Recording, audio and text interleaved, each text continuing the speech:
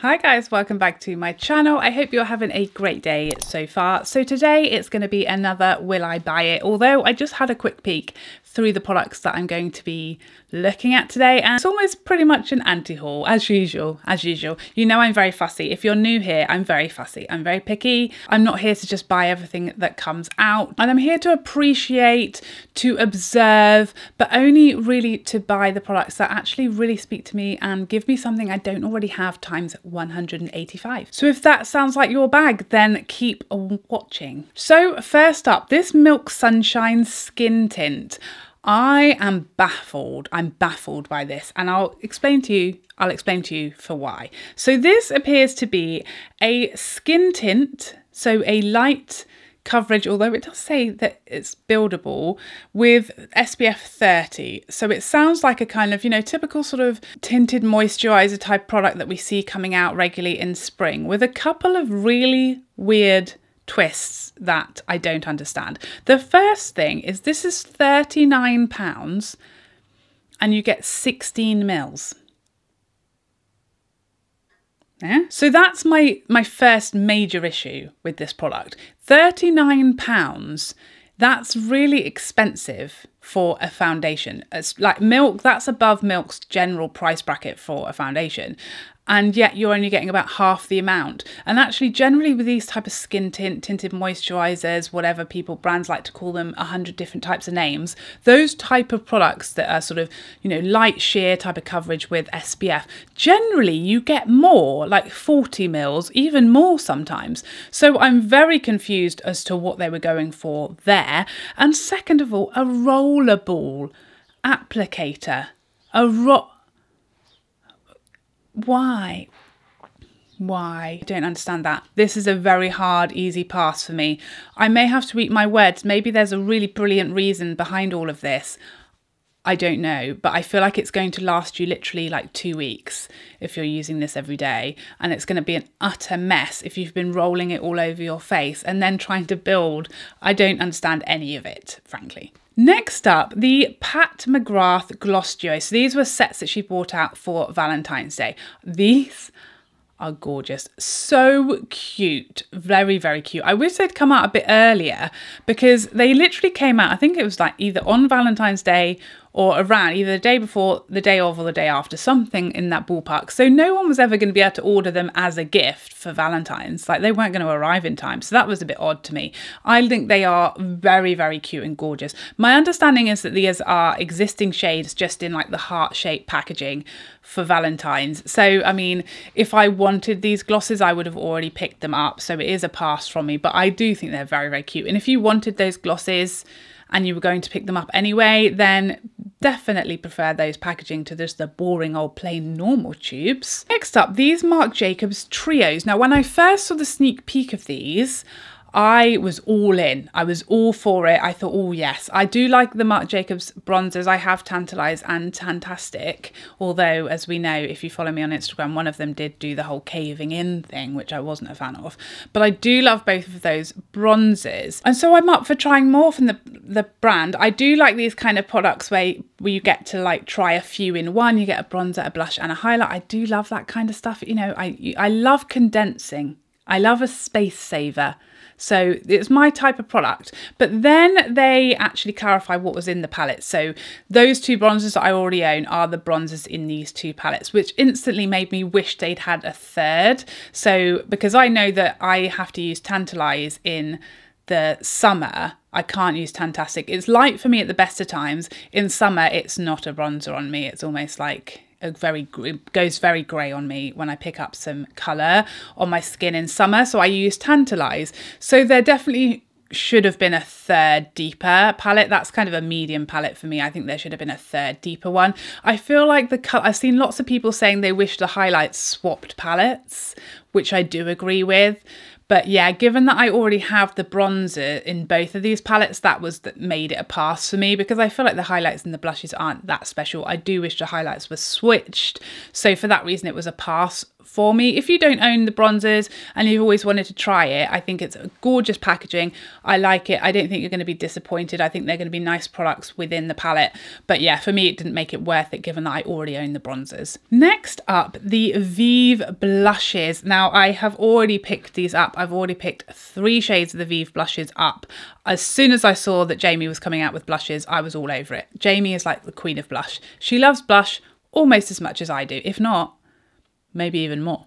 And she's certainly someone that I share like a taste in makeup and a taste in blush and blush shades. So I'm like, yeah, I've got them all over my face right now because I just filmed my review of them. So yeah, all day long, here for it, here for the brand. Very excited that she brought something out that I was really excited to try and on board with. So yeah, already got them. Next up, the Urban Decay Wild West palette. Oh, I am really, really close to pushing the button on this one. When it first came out, I was really excited, and I'll tell you for why. The reason why I was so excited is because I haven't bought an Urban Decay product for a very long time, and especially their eyeshadow palettes, they just never quite grabbed me, and this one did, and I was excited. Like I'm cheering for Urban Decay. I want them to come back like to where they were in like the 90s, when they were it. Yeah, that's what I'd love to see. And this palette, I was like, I like it. It's a little bit different. It's got something different. I do appreciate when you look at this, if you take out like 3 of the green, the tealy type shades, it's a very basic neutrals palette, but then I feel like most palettes are, and you kind of need some balance to make a whole look. So I get that. I wish there were a couple more poppy shades, or maybe another couple of shades that were in the sort of greens or blues field, rather than being so many that were neutrals and then just a couple that had something different. I wish there was a little bit more. I love this colour story. I love the packaging, and it's certainly the first Urban Decay release that I've actually been like, ooh. Now reviews are kind of up and down. I'll say that. There's varied reviews.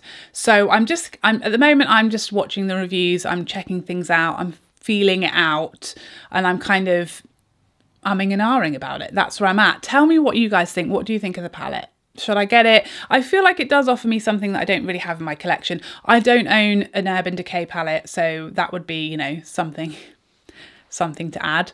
But yeah, let me know. What do you think? Next up, these Ofra Blushzers. So at first when these came out, I thought they had the set only. So these are half a pan of blush, half a pan of bronzer. Again, I love this. I like this type of multitasking product. I feel like they're quite economical, less packaging, less money for 2 products, less storage space for those of us who like to keep things condensed. I'm here for all of that. But I was a bit thrown off by the inclusion of the liquid blush, because I will not use that. I know I won't use it. I don't like liquid blush.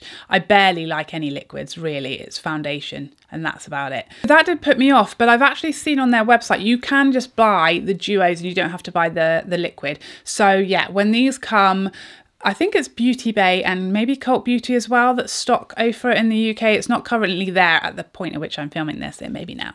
I don't know. But when they do arrive, I'm definitely here to try these. I think they're a great idea. And the colours, duos, the combos, I like it. I'm here for it. I think they look very, very nice. Next up, the KKW Mauve and Honey collection. So she brought out like 2 whole collections in one go, which I find a bit odd. I don't know why she didn't space them more out. It may be something to do with the whole pandemic situation, and maybe like something got delayed or brought forward. Who knows? Who's to say? But I find that a little bit odd. The Honey collection, it just looks so bland to me. Like it just looks so bland. There's just nothing exciting, or that we don't have times a billion in here. And the blushes even look very, very soft and very, very light. The Mauve collection, it looks nice. I mean, both collections do look nice and pretty, but that's about the best thing I can say about them. I don't think either look exciting. I think they both look like very repeated colour stories for the brand. As you know, KKW doesn't have a stockist here in the UK, so you have to pay a lot of money to get it here.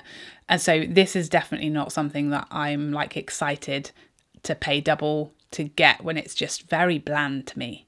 I don't know. Next up, the Marc Jacobs foundation / concealer. 2-in-1, let's say. When I first saw the sneak peek of this, I was like, oh, you know, I'm excited. You know, Marc Jacobs haven't brought out a foundation concealer type of product. I'm excited to try new foundations from the brand. Kind of. I'm not generally on board with a like foundation / concealer product because I've yet to find or see one that actually does both jobs really well. Generally it's like actually they're just one or the other, and you've tried to say they're both but they really aren't. Again, I mean, you only get 15 ml and the applicator is a doe foot, so I feel like if you were to actually use this as a foundation, it's really not going to last you very long at all. So that's number one. It's not released here yet. So I have the gift of time and I have the gift of getting to watch reviews before I make my mind up. Because normally if it had been released here, I'd have whipped it up, snapped it up and done a review straight away and thrown my money in the bin. Because the reviews I've seen of this are atrocious. It just doesn't seem, I mean, I haven't seen anyone who's liked it yet. And it appears to wear terribly. And as suspected, does not really work as a concealer. It's just, it looks like it's a complete fail for the vast majority of people. Everyone I've seen hates it. So I'm very, very glad and grateful that I didn't just throw my money down the drain trying it, because yeah, it's definitely a pass from me. The amount that you get is just, it's a concealer and you're trying to call it a foundation and it's just not. And I don't think it's really worked in either category, and you should have just bought out a foundation or a concealer and done it properly. That's how I feel about it. So next up, these milk colour chalks. I hate this whole video. I know it's like seems really negative, but there just seems to be a lot of stuff coming out that I don't understand. Maybe it's just me. The issue I have with these aren't the type of product that I would generally use. I feel like they're more for artists or for people who do more creative makeup than I would ever do, because I'm just not creative or artistic or in any way skilled. So they aren't my type of product. What are the biggest issue I have here is why they had to call them chalks. I understand they kind of look like chalks, but to me, the word chalk and makeup, that is not a good, it doesn't have good connotations. Chalk, when used in makeup terms, is like a terrible thing. You don't want anything to be chalky. You don't want it to feel chalky or look chalky. So calling a makeup product a chalk, I feel like it's immediately just turned me straight off of it, and probably for lots of people as well, because although they're not saying it looks chalky, it's literally called a chalk, and I feel like that was a mistake, because it just immediately makes me concerned. Is that just me? I don't know. Next up, this Nabla Vicious Mascara. And this is the thing that on this whole list I'm most excited about, because it's got like a, is it a panther? I don't know. Is it a panther, a puma? I don't know. What is it? What is it? Tell me what it is. I love it. I love it. I'm here for it. This packaging looks amazing. You know how I'm always up for trying a new mascara, especially when it has some kind of weird, funky looking wand or brush. And this one, I'm intrigued. Again, it's not released here yet in the UK stockist, so I will have to wait a little bit. I really hope it comes soon, because I really want to try this. It looks very intriguing. It's got my type of bristles. I love those rubbery bristles. I think it looks right up my street and I'm excited to try it. And I love the fact that it's got like a whole panther on it. I mean, that is cool. Next up, the Viseart Paris Love Letter palette. It's so pretty. This is so pretty. I think it's very, very pretty. I don't fully understand what the green is doing in there. I don't know that it got lost. I don't understand what it's doing in there. For me personally, thinking about how I would use this, I don't know where it belongs. But I feel like if you take that out, it looks very similar to the Viseart Paris that I already own, the Paris Edit. So for me, it's not something I need or would pick up. And I get a bit confused by the green, but it is very, very, very pretty. If you don't own anything from Viseart, for sure, this might be one to try for you, because it does give you, I mean, they always give you a very wearable, beautiful, soft look, and it's very easy to work with, very easy to bring up, to make looks out of their palettes. I always feel like they do the thinking for you, but yeah, for me it was an easy pass. Next up, this Chanel highlight. I need to see more about it. At the moment, I'm so in love and besotted with my new Pat McGrath highlight that I'm just not excited by any other highlight. So for me, this is one that, again, watching reviews, it seems like everyone kind of likes it, but it's not blowing anyone out of the water. You see what I'm saying? And for me, if you are going to come and live with me, you've now got to try and blow the Pat McGrath highlight out of the water. And I don't think it's going to do that for me. I think it's just kind of okay. And it looks very beautiful and pretty, but yeah, it's not some, I mean, who doesn't have 200 golden-y type of highlights at this point? The By Terry Concealer, I am interested in this one. Again, it didn't come out super early here. I'm kind of a little waiting for reviews about it because By Terry like base products for me have like not so far been winners. So yeah, I'm open to trying it. You know, I do have my concealers that I love now, so there is a high bar in the concealer category in my drawers. But yeah, I'm open to waiting for reviews on that one, but yeah, it sounds great. It sounds right up my street. It sounds like, you know, it's going to be smoothing, it's going to be hydrating, you know, all By Terry products. They're really big on hyaluronic acid and everything being hydrating. So that sounds great. But yeah, the shade range is always a little tricksy. So yeah, I'm going to be waiting for swatches and reviews on that one. Have you tried it? What do you think? I'm not a huge, great big fan of the fact that it has the brush applicator because yeah, I guess it just gets messy, doesn't it? But we can forgive them that. I mean, if it's amazing and it takes away all of our dark circles and erases all of our lines and 10 years of our age and drinks a glass of water for us, then fantastic. Next up, the Charlotte Tilbury Resurfacing Facial. I am intrigued by this. I love the Good Molecules powder, the exfoliating powder. This is a similar product, but it's not a powder, it's a more traditional liquid, like a cleanser. There are a lot of these products on the market, these AHA, BHA, you know, chemical exfoliating products. I love them. I think they're amazing. I like the Ordinary Vampire Mask. I love the Good Molecules powder, and they are like a quarter, probably even less of the price of the Charlotte Tilbury one. And when it comes to like an exfoliant, you know, it does what it says on the tin, and the Good Molecules one that is like £6 and will last you a year versus the Charlotte Tilbury one that I feel is essentially going to be doing the exact same thing of exfoliating. I feel like it's unnecessary for me at this point. So there you have it. Those are all the products that I'm essentially not going to be buying. It's essentially, as usual, turned into like an anti-haul with a couple of things I'm mulling over. But that's me, you know. I'm a very, very hard to please lady. Just, you know, send your condolences to my husband. I hope you enjoyed this video and I would love to see you in the next one. Otherwise, take care for now. Bye, bye, bye, bye, bye.